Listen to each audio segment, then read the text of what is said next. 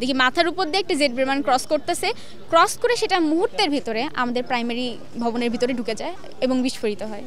পুড়ে গেছে, কিছু কিছু বাচ্চা পুরো দৌড়াদৌড়ি করতেছে, বলতেছে আপু আপু আপু বাঁচাও আমার, আম্মু আম্মু করে চিৎকার দিচ্ছে।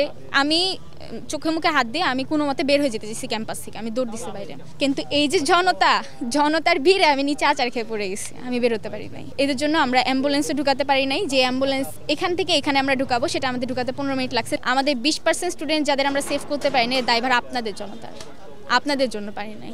আপনারা এতটা ভিড় করছেন যে এখান দিয়ে একটা অ্যাম্বুলেন্স যে ক্রস করবে সেই পরিস্থিতি ছিল না, বা আমরা স্টুডেন্টরা যে আমরা বের হয়ে যাব, টিচাররা না পেরে আমাদেরকে তালাবদ্ধ করে রাখছিল ক্লাসের ভিতরে কতগুলো স্টুডেন্টকে।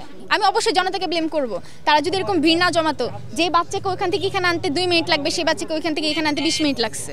এখান থেকে আমরা গাড়ি ক্রস করাতে পারি না, জ্যাম বানায় রাখছে। আপনারা হয়তো অনেক ভিডিওতে দেখছেন এতটা জ্যাম করছে যে এখান থেকে একটা গাড়ি যে এই পর্যন্ত যাবে সেটার কোনো বুদ্ধি নাই।